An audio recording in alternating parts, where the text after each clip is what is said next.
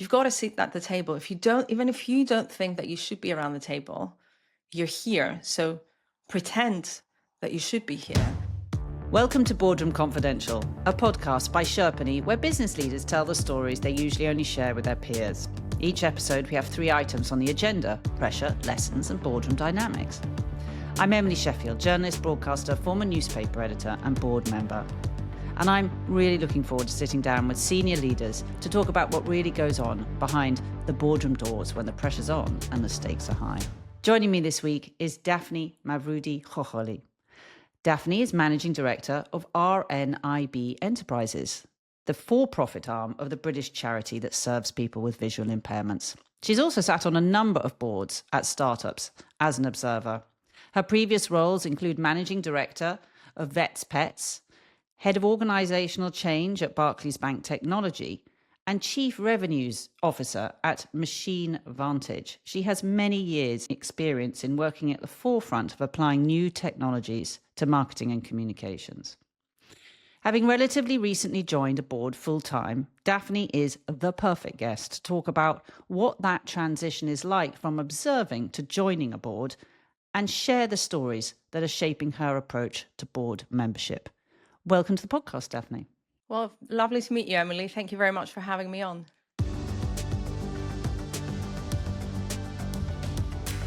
Now, first on the agenda is boardroom pressure. You sit on the board at the charity, RNIB, and you've observed boards also at startups. Are there very different pressures in the charity sector compared to startups? Yes.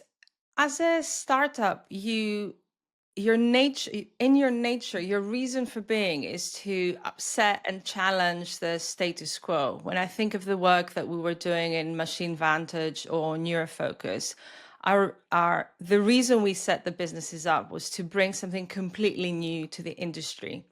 So every conversation is about how do we operate differently? Why are we accepting the way in which this ecosystem works? Where can we gain some competitive advantage in order to create a new product and ultimately create a new vertical?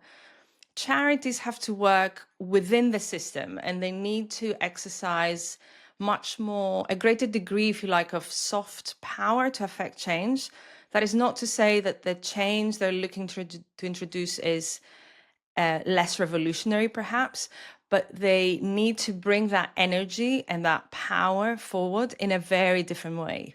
And so that makes the conversations around the boardroom quite different, especially when it comes to risk appetite and kind of risk management. Because in a startup world and the way in which the funding works and the way in which the journey evolves, you have the opportunity to fail within a much more controlled environment. And in fact, you celebrate failure. When you're there to serve the vulnerable individuals in society, the cost of failure is much higher, and that needs to be approached with a certain degree of care, management, and thought. So that's the fundamental difference that I see between the two types of boards, if you like. You've relatively recently made the move to sitting on a board. I mean, that must have come with a certain amount of pressure. Can you explain what some of those pressures were? Yeah, I think there's 2 elements to that. One is sitting on the board. You mentioned in the introduction that I've had the privilege of sitting on the board a couple of times as an observer. But so the moment you sit on the board, you get a 360 view of the organization in a way that you might not have experienced before. As a leader, you will have had many conversations around strategy. You will have staff sat and attended and led all staff meetings, talked about the evolution of the business. But you also, in that role, need to focus on the extreme detail of the area for which you're responsible and accountable. Sitting in a boardroom enables you to take a step back. It enables you to have some time to reflect and a lot of time to build new connections, connect the dots differently, be exposed to different kind of thinking. In a charity board, we've got a wonderful set of trustees that are there to support and challenge and lead and make sure that we are serving the people that we're here to serve in the best way possible. And in those conversations, I find it quite refreshing to be able to take that step back and on a quarterly basis reflect on, are we moving in the right direction? Can we work faster, smarter? Where do we need to kind of move next? That is the fundamental difference that I've experienced between either being an observer or being in a pure kind of management role, where you have that opportunity to have a very 360 view of the organization, a strategic conversation and have a break to the day-to-day kind of management of the business. I'm interested in what you see as the role of the board, a critical friend or more adversarial? I think that a board is there to support and challenge, and ideally more of the former, kind of rather than the latter. The boards that I have been in that have been most effective are the ones that we as a management team bring the facts, and then we're able to have a strategic conversation about what are the consequences, the so what, if you like, of the topic that we're discussing. One of the biggest challenges in kind of, if you like, making that transition is, what is the sufficient information that I need in order to make informed decisions and ask the right questions, but not get bogged down in the detail. I think it's very easy the allure is there to think about what you would have done if you were the CMO or the CFO, etc. And the most important thing is to just resist that temptation to function as yet another CEO, because then you have the formal CEO of the business and then the 6, 5, 10 individuals around the boardroom also kind of behaving like CEOs. And that is an emotional, psychological muscle, if you like, that needs to be built. The governance can very easily run away with itself, and you might find yourself in a situation where around the table you've got lots of CEOs, all exactly, and there is a CEO, and they that could lead them to feeling under attack, yes. rather than being supported. So I think that the critical friend for me is the most important thing, so that the conversations focus on the what and the why, Yeah. and then the how is left to the management team to execute, who will be fighting that battle day in and day out. And how do you balance board members being well enough informed with not getting bogged down in that detail? It's hard, and I don't know that I always get it right. Personally, I like to understand where they as an individual are coming from. What do they see as the biggest, if you like, risks and opportunities in the business, and where we are in the evolution of that business. So if I think about the early days in Neurofocus on Machine Vantage, where we didn't know what would work. We didn't know what the market response would be like. We didn't know what the limits of the technology were. And so we were constantly taking risks. And it was about, how do we present that risk in the most succinct way, but also explain that we're managing the downside. Now, if you take that into a conversation around an organization like RNIB Enterprises, where all of our profits get donated back to the charity, then it's a dual discussion around, well, how do we maximize that, but also do that in a way where ultimately our objective is to donate all of our profits back to the charity. So a year where we say, oh, I'm sorry, we took too many risks and we haven't made any money is not a good year.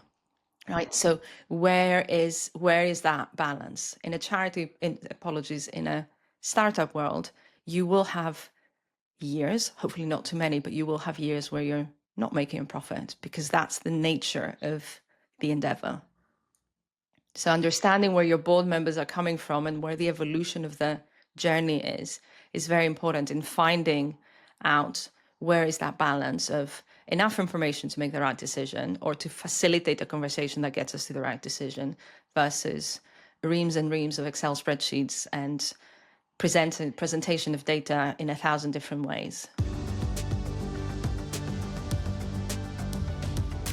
Now we're going to move on to agenda item number 2, boardroom lessons. What's the biggest boardroom lesson you've learned? My biggest boardroom lesson doesn't come from a formal boardroom, if you like. Very early on in my career, I learned a critical lesson about executive presence. When I was working for Heather Campbell, she was then the chief operating officer of the technology organization within Barclays. This is almost 20 years ago. I think the budget at the time was also almost $1 billion, so a big organization. And we were running a 2-day sort of strategy offsite. We were running late. I was the only person who was not in the leadership team, who was in the room, who was sitting around the table. And because we were running late, we had ordered extra refreshments and food to just keep the conversation going. And somebody wheeled in the trolley and left it to one side. The conversation was going on. So I stood up and I started serving water and kind of bringing the food to the table. This is so long ago that we had Blackberries. And so Heather messaged me on a Blackberry with capital letters saying, sit down. So I sat down, and when the meeting ended and I went up to her saying, I'm so sorry, did I do something wrong? She explained that by automatically taking on that service role, I was unconsciously diminishing my position in the room. I think her words were, you've got to sit at the table. If you don't, even if you don't think that you should be around the table, you're here. So pretend that you should be here. And so that moment taught me a lot about how dynamics in the boardroom are often unspoken protocols. And as someone who's, especially early on in my career, I was the only female and the youngest person around the table, how all of those softer elements of how you present yourself and how you behave around the table are often as important, if not more important, than what you're actually saying. Like the power of those subtle kind of power dynamics. It's not about being inauthentic or abandoning that instinctive willingness that I have to help, but it's about understanding that every gesture communicates something about your role, your authority, your kind of position in the room. And so from that moment onwards, a lot of the times early on in my career, I would physically sit on my hands just to remind myself that you're not getting up, you're just going to sit in this chair. That was one of the most important lessons that I've learned in terms of being around the table. Do you think, I mean, some people might find it difficult to overcome imposter syndrome. What advice did you have around that? Between Heather's advice and all of the time that I've spent in sales kind of consultative roles, I've learned the discipline of prep. So I put a lot of prep into any big meeting that I go into, whether it's a board meeting or a team meeting, whatever it is. So I therefore walk in knowing that I have done my prep, that I probably know the subject matter better than anybody else. And that, yes, some conversations might be difficult, some questions might be uncomfortable, but I walk into the room confident in the knowledge of what I know and my ability to communicate clearly and sort of succinctly. And what I have found in situations where I felt a little bit more wobbly is that the prep gets me through it. And the more I learn how to prep and I perfect, if you like, the art of prepping, the easier my experience in the room gets and the less effortful the prep gets. So specifically what that means for me is that when I'm reading board papers, and I'm actually going through a couple of days of reading board papers, I will write down in my pad my comments or my questions that I have with regards to what is in the board papers. Whether it's the right time to raise it in the board meeting, because the conversation might go in a completely different way. I know what my thoughts are and what my questions are, so I can raise them offline, if you like, or on a break, or raise them in the room if the conversation, if I feel that it's kind of important enough. And so having that, not cheat sheet, but that piece of paper that says, this is where I am and this is where what I'm thinking is very, very helpful. Otherwise, on a couple of occasions where I haven't done that, I have found that I follow what the conversation is. And so I don't bring to the table my experience and my expertise in the way that I could, because I get carried away with what is being discussed. And I owe it to my fellow colleagues around the table to bring my full self and my experience and my expertise to the table. When you look back and you did observe the board meetings you did, can you think back, was there anyone whose style have sought to emulate? Because I think people do have different styles around a board room. That's a very interesting question. As you were articulating that question, I kept thinking of Dr. Pradeep, who is a serial entrepreneur, has about 150 US patents. So he's constantly coming up with ideas. And he was the brains behind Neurofocus and Machine Vantage. And Pradeep's position on the board is one of positivity and one of everything's possible. And so I think that's what I bring to a lot of the board conversations and a lot of my kind of day-to-day presence, or at least I try. Well, why would we not try this? How can we mitigate the risk or manage the risk so that we try it? What would a controlled pilot look like? What is the art of the possible? I find that is where I am kind of most comfortable and where I naturally kind of gravitate in a lot of those conversations.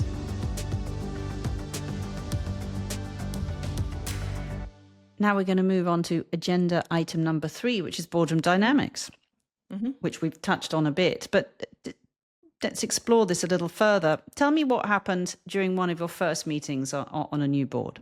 I was in that role for about 6 weeks, so it was a full day board meeting. So naturally, I had said nothing. I'd read the papers. I had way too many questions. I did not understand a lot of the acronyms. I was still kind of getting to grips with the business. And so at the end of the meeting, the chairperson asked me for as part of the AOB, any thoughts as part of the first board meeting.